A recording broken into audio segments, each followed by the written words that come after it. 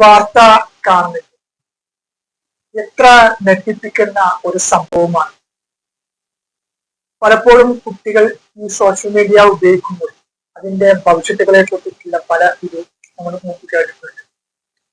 ലഹരിക്ക് കുട്ടികൾ അടിമയാകുന്നത്, ഇതുപോലെയുള്ള ആൾക്കാരുടെ ചതിപ്പെടുന്നത്.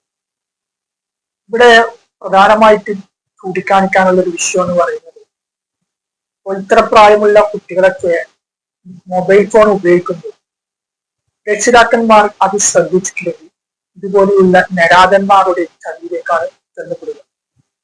ഈ കുട്ടി, നമ്മൾ വിചാരിക്കുന്നു ഈ കുട്ടികൾ സാധാരണ രീതിയിലുള്ള ഉപയോഗിക്കുന്ന രീതിയിലാണ് മൊബൈൽ ഫോൺ എന്നുള്ള രീതിയിൽ.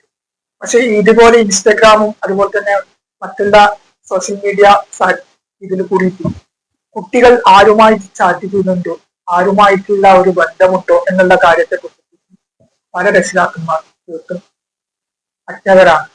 കാരണം വെച്ചാൽ അവർ അതിനെക്കുറിച്ച് ചിന്തിക്കുന്നില്ല.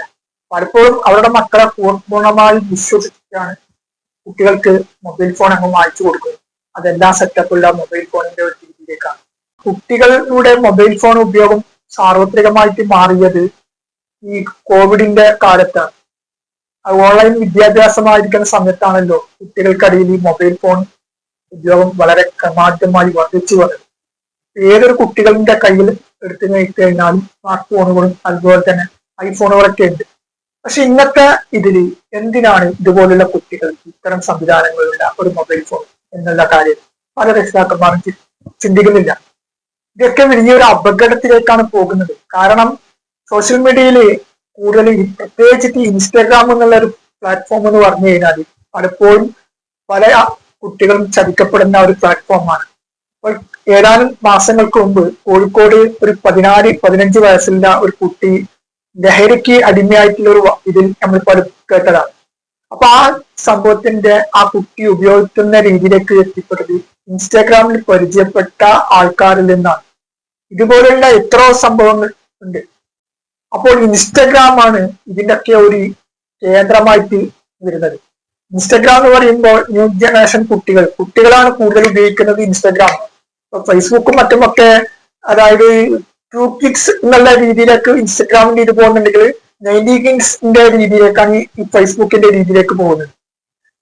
അതുകൊണ്ട് നമ്മുടെ മക്കള് സോഷ്യൽ മീഡിയ ഉപയോഗിക്കുമ്പോൾ വളരെയധികം ജാഗരൂകരായിട്ട് അതിനൊരു കണിഷ്ഠമായിട്ടുള്ള ഒരു നിയന്ത്രണം അത്യാവശ്യമാണ്. അതിന് എന്ത് ഇത് വന്നു കഴിഞ്ഞാൽ അത് ആരുമായിട്ട് കുട്ടി മറ്റുള്ള രീതിയിലുള്ള ചതിക്കുഴിയിലോ മറ്റോ പെടുന്നുണ്ടോ എന്നുള്ള ഒരു തീർച്ചപ്പെടുത്തുന്ന രീതിയിലുള്ള ഒരു ഇത് രക്ഷിതാക്കന്മാരുടെ ഭാഗത്തു നിന്നുണ്ടാകും. സംഭവിച്ചതിന് ശേഷം പിന്നെ അതിനെ കുറിച്ചിട്ട് പരിതപിച്ചിരിക്കാരും. ഈ കുറ്റവാളി എന്നെല്ലാം പറഞ്ഞു കഴിഞ്ഞാൽ ഇവനെ ചിലപ്പോൾ 2-3 മാസം ജയിലിട്ട ശേഷം ജാമ്യം കൊടുക്കും, പുറത്തു വിടും. ഈ വീണ്ടും പുതിയ തീര. നമ്മുടെ നാട്ടിലുള്ള നിയമത്തിന്റെ ഒരു ശക്തി അതാണല്ലോ.